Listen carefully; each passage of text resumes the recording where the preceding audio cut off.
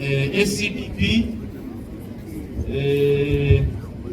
NUSAF 1, NUSAF 2, NUSAF, they have a lot of equipment which is not working in the villages, which would be the next stage of the BDM. So, can you give us an answer on that? Thank you, General. I'll give an answer and then the rest will also talk. Recently, they launched a PPP Act that was launched last year. And the biggest challenges that we've been having is the relationship between the private sector and the local government. Because they have this form that already mindset that local government does not work well with them, they have to their bullies and all this. So we've been trying hard, and recently we launched a PPP project for the markets. And up to now we have only 2 interested bidders. Not because we don't want to involve the private sector, but there's still that suspicion that is a lot of sensitization. And I think the PPP is going to handle that, and we hope that it will work well. So you are confirming that the local governments are not in good working condition with the private sector? Yes, and as a matter of fact, as a strategy, we were advised by the PPP unit that we get an investment vehicle that can stand and bridge the gap between the private sector and government, and that is in the pipeline. And this special purpose vehicle, all the investment team may not necessarily be the government people. We may just be as members of the committee, but still involve the private sectors in the committee. You are talking in tongues, honestly. You are not talking in a straight manner. Can somebody talk in a straight manner about this? You have more than 100 rice mills in the work area. Why are they not working? Thank you.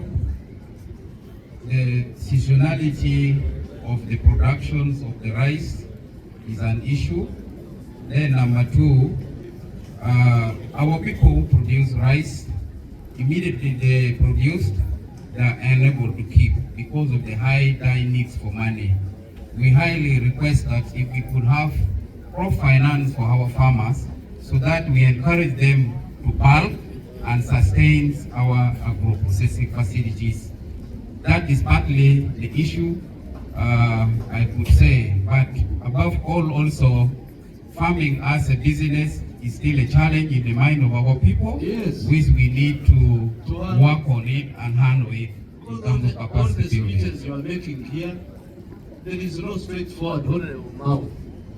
This guy, there is something that we are not getting in Acholi. And I need to understand that, because you have the land, you have the PDM money now for production, so why is processing not taking off?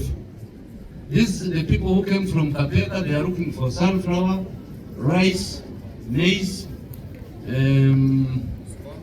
soybean, sim, but we did a scan and you can't even get 2,000 tons from the entire Achol region. 2,000 tons of sim you can't get. So, commercial officers, I think we need to have a discussion so that we can have consensus on what the problem is. Thank you very much. Thank you. You are very clear in your head, but I don't know what's wrong with the people. So my story with the Chinese is that I identified them because they could answer all the questions that were being posed by Walter Rodney in 1974, I think. That's when he wrote that book. But now, if you have to be their friend, if you have to be a friend of those investors, don't ask for money when the business is just beginning. You get me? Don't ask money from these guys when the business is still starting. You wait until the business matures, and then they are confident, and then they can give you all the money that you want. So if you are trying to partner with these guys, don't go for the short term.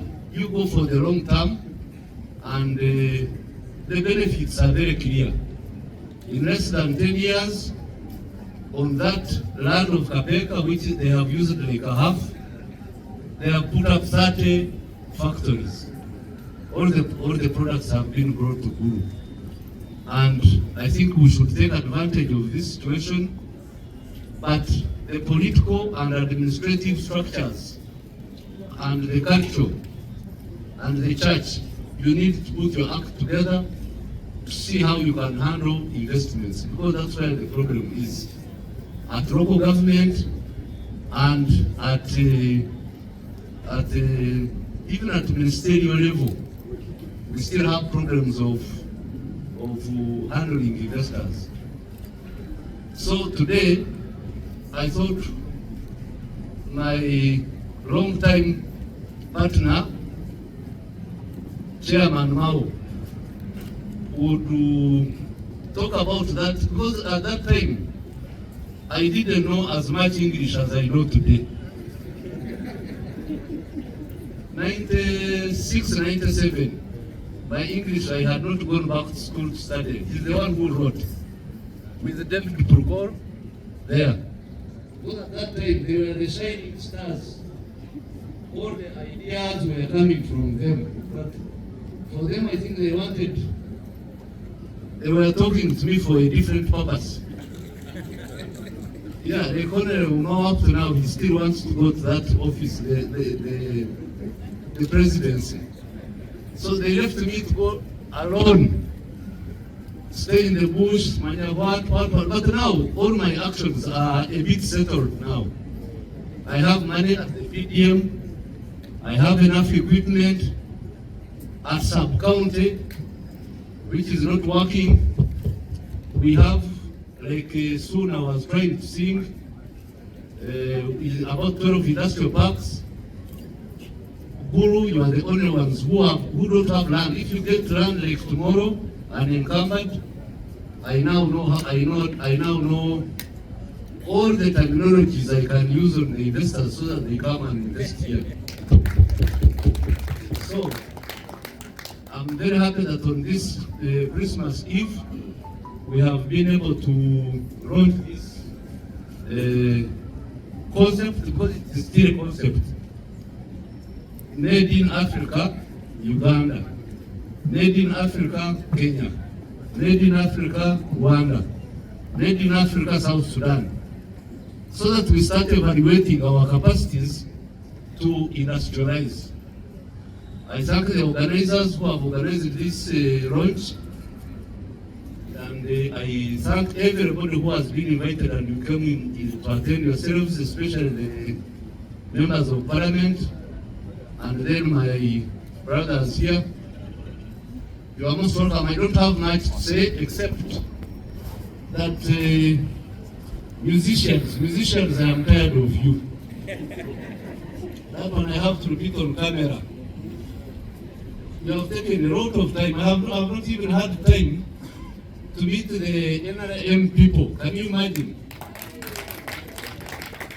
Because when the morning I'm meeting Butcherman, the afternoon I'm meeting Rogati, in the evening I'm meeting Odongra Romeo. So when I work on other Cherabira there, wasting my time, I have told you I have finished with you, because I have tried to do as much as possible. So if you have to take the quarrel up to the, I know you are going to abuse me on what? On Twitter, on TikTok. I'm going to be the topic of TikTok today. But at least you first project what you have seen inside there. Because you are wasting my time. You lack organization, you lack cohesion, you lack training. So, fortunately I have seen your boss, Rogadi. I don't know how he came. He's there. Rogadi, please come. This time we are not leaving these people in Guru. Just because I have no breathing space, and for them their issues are endless, civil. And they wanted power. They wanted to capture power at the UNCC, we allowed them. They captured power at the UPRS, we allowed them. They captured power at NCF, we allowed them. So what are these people doing in Gulu?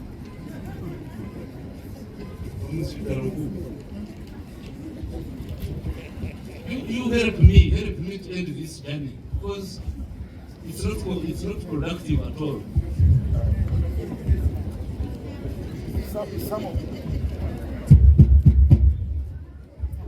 Thank you very much. Some of the musicians that are here, this is work. No, the work people don't beg from me, by the way. Yes. No, they have never come to my gate. Mainly the Kampala people, are the ones that come. Yes. But it is just this organization that they have created. We have made everything formal. They were informal before. They have associations, they have federations, and the ones who come, they come in piecemeals. So as General said it today, we want to make it very clear because we have leadership. Right from UNCC, NCF, and now WOC. We're going to make sure, no one is going to disturb us. You know,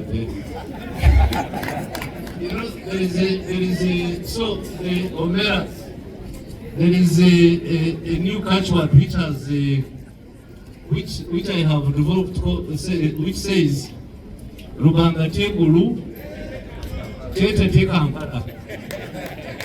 So our job is to use me. You use me to pick the money from Kampala to bring it to Gulu.